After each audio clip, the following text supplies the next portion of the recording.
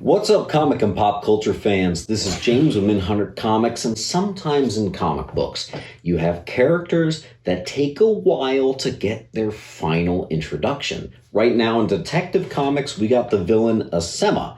You got a first cameo, second cameo, third cameo, first full appearance. It's a way of building some intrigue and can be a lot of fun. But today we're going to talk about some of the most dragged out first appearances. I'm sticking to the most famous ones, so drop any down below that I missed or any underrated characters. Don't forget to like, subscribe, and comment down below because our 50,000 subscriber giveaway is getting the first Venom, another fairly dragged out first appearance, in 9.8. I'm going to start the list off with Doomsday. You're going to see a lot of DC on this list, but Doomsday is a major villain that killed Superman in the 90s. When they introduced him, they hinted at his arrival for so long, and then when he did finally arrive, he was in a containment suit, so you weren't really seeing the iconic Doomsday look even for several issues after his arrival. So here's the order. Man of Steel 17 is your first cameo of the glove punching the door where it says Doomsday is coming. Superman 73 is the second cameo where the bone is now protruding on that same door and it says Doomsday is coming. Adventures of Superman 496 is the third cameo which shows the other side of the door. Action Comics 683 is the fourth cameo of Doomsday where he finally punches through the door. That's when it says Doomsday is here. Man of Steel 18, this is the famous one, the first full appearance of Doomsday, but he's still not even fully revealed because he's in the containment suit. Then you get Supes 74, where you first see a partially seen Doomsday, and you have a couple more issues in between where he's still only partially seen. Adventures 497, Action 684, and finally you get to Man of Steel 19, where you get your first full reveal at Doomsday. And that is 1, 2, 3, 4, 5, 6, 7, 8, 9, at least 9 issues it takes to get this character fully revealed there. Let's stick to the 90s with Carnage. There's not many Marvel on this list, but I'll throw Carnage in here. Now with Carnage, you actually get Cletus Cassidy shown first. So you meet Cletus Cassidy, he's a serial killer, absolute crazed madman, and he becomes infected with the Venom symbiote, and then later it becomes Carnage. But it's a little dragged out. So in ASM 344, you get your first Cletus. It's 345 in which he becomes infected with the Venom symbiote. A bunch of issues later in 359, you get the first cameo of Carnage. You get the little red symbiote shown there, seen in one panel. In 360, you get the second cameo, in which I actually don't really like calling it a cameo. I kind of think 360 is a full appearance because it's an entire page and he even shows his face and it says Carnage. Seems like a first appearance to me, but whatever. 361 people call it the first appearance, or I call it the first full appearance, but it's also the cover appearance of Carnage. So took a few issues to get going there for sure.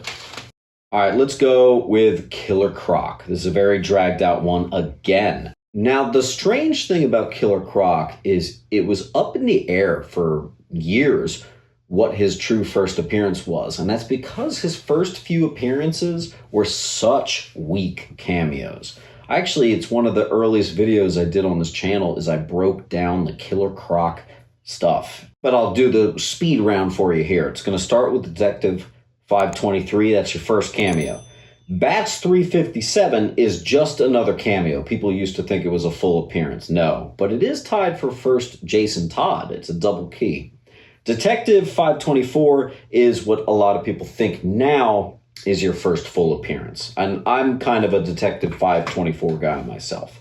Bats 358 is your second full and its first partial cover appearance. Detective 525 is your second partial cover appearance and your third full appearance of Killer Croc, still dragged out though. And Bats 359 is your first full cover appearance and also your origin of Killer Croc. You get a lot of them finally in that issue. But they were really building the suspense on Killer Croc for a while in the 80s there.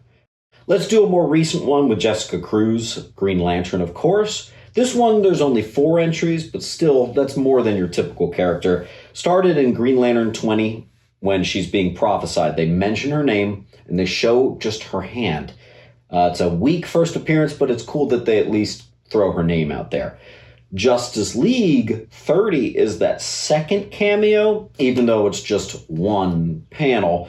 And then number 31 is the first full appearance of Jessica Cruz. What's funny is she's not actually Green Lantern. She's Power Ring, given the power by Volthoom. So it's not until Green Lantern 50 that you get Jessica Cruz as actual Green Lantern. Roundabout way to do it, but this is honestly pretty good stuff here, and I kind of like how they did this. Let's flop to Marvel, and then we'll do one more DC. I'll go Adam Warlock. This is the most notoriously kind of dragged out character, probably in comics here. Adam Warlock. In FF66, you get the origin of him. In 67, you get the first cameo of him. Him is Adam Warlock. That is his later name, but it's just him for a while. Thor 163 is your second cameo. It's a one panel of him. It's still him, not Adam Warlock yet. 164 is your third cameo, and his hand is actually shown in one panel. Dragging it out, am I right? 165, first full appearance of him and first cover appearance. People kind of put their cards on that one, and I think rightly so.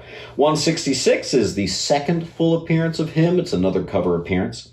And it's not until Marvel Premiere #1 when you get the rebirth of him, finally named Warlock by the High Evolutionary.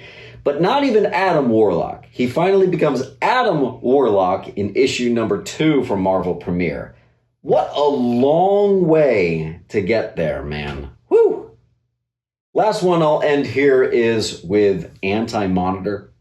Another DC entry here, and one of my favorite DC villains of all time, AntiMonitor, baby. Crisis on Infinite Earths. #2, we get a first shadowed cameo. Here's the thing. The second and third and fourth cameos are all obscured in shadows. Ridiculous. So issue #3, you get the second cameo, still in shadows. Issue #4, third cameo, still in shadows. Issue #5, just one panel, but he is outside of the shadows in that one. Wow. And then finally, 6, this is the famous cover here too. You get your first cover appearance and full appearance of the Anti-Monitor. Can you guys think of any characters in comics that had a super dragged out first appearance like these ones? Drop it down below, and as always, keep on hunting. I'll see you at the next video.